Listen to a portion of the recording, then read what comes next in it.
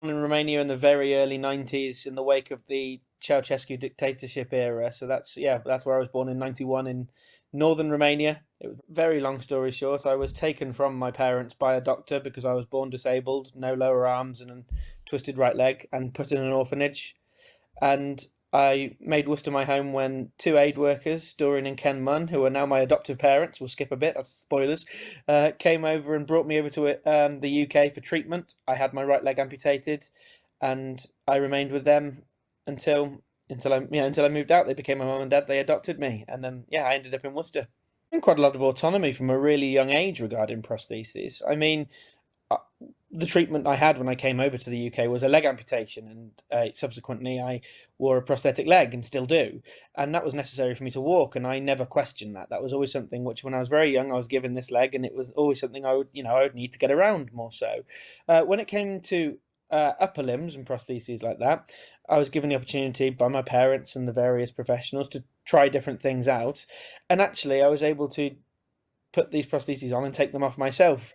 And fortunately, that was quite an autonomous thing. I was never forced to wear them, never forced to do anything like that, because I found a way to handle day-to-day tasks without wearing them often. So actually, since I was around 3 years old, I've never worn upper body prostheses. School was generally quite a positive experience. I was supported by the school with what I needed, but generally I was quite capable, so I was quite academically capable from a young age, fortunately.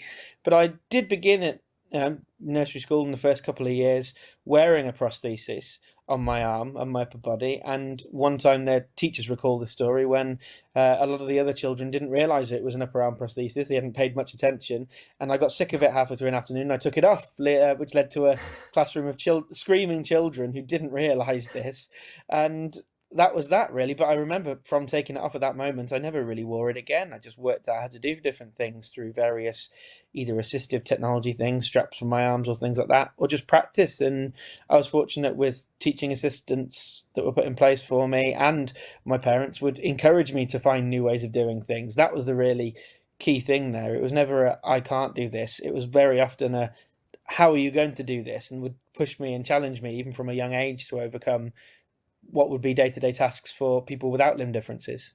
Your reach child has an interest in doing something you might not think they can do. Give it a try. Let them do it. There's no harm in trying it. And more often than not, you'll find they will be capable, especially if you can assist them in maybe trying to find solutions to do these things. I've had all sorts of ideas of what I wanted to do for a career. So I wanted to be a lawyer for a little while. I did some training as a solicitor for a little while, actually, but I also wanted to be a pilot. I love aviation.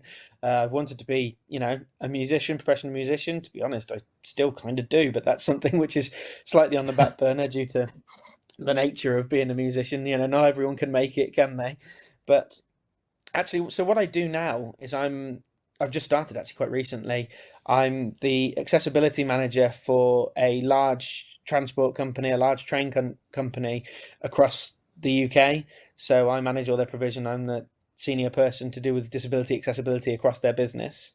And I oversee people who deliver those things and try and write strategy and try and push accessibility forward. And it's a career that I love, but it's not a career path that I'd say I've chosen. And again, very long story short, I was fortunate enough to attend Oxford University, got a bachelor's degree, got a master's degree. I do like my academics, got a master's degree in philosophy and theology. And from there, I saw all my peers gain excellent jobs, fantastic inner city jobs and things like that. And I noticed I was being left behind, and I was a bit disappointed. And I was like, why can't I get these good jobs? What's happening? And, it took a while to dawn on me. I always declared my disability on my CV or in applications, or people found out pretty quickly. And again, long story short, it dawned on me that there's a disparity in recruitment, especially in leadership positions and good jobs, between disabled people and non-disabled people. And this was something I wasn't happy with. So I started I wanted to change something about that. So I got involved with inclusive recruitment, trying to persuade employers to, employ disabled people, but more than employ, I want employers to employ, retain, and progress staff. You never hear about disabled managers very often. Fortunately, I'm a manager of a national provision for a large company now, but I'm in the tiny minority as a disabled person in that role.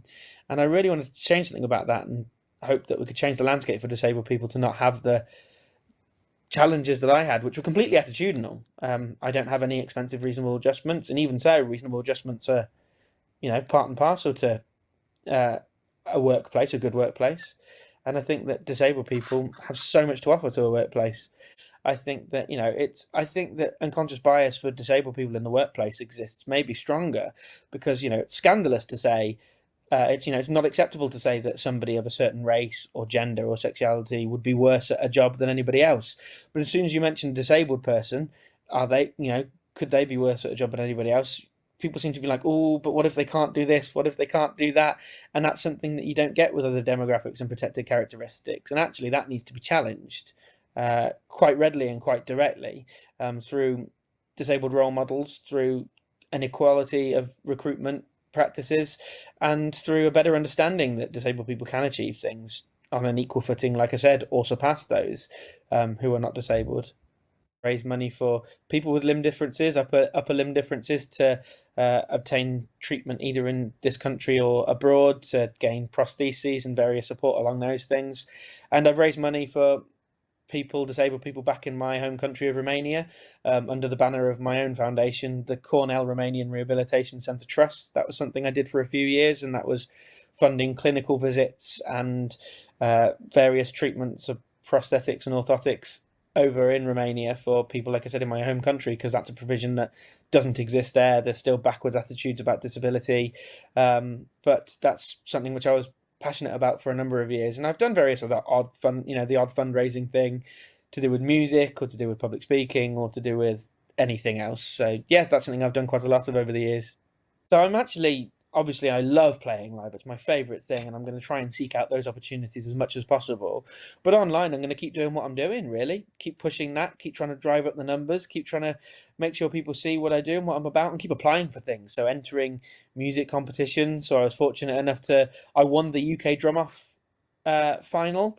I was the winner for the open category for the UK Drum Off final last year, and then that meant that I was able to go on to be a finalist in the Global Drum Off.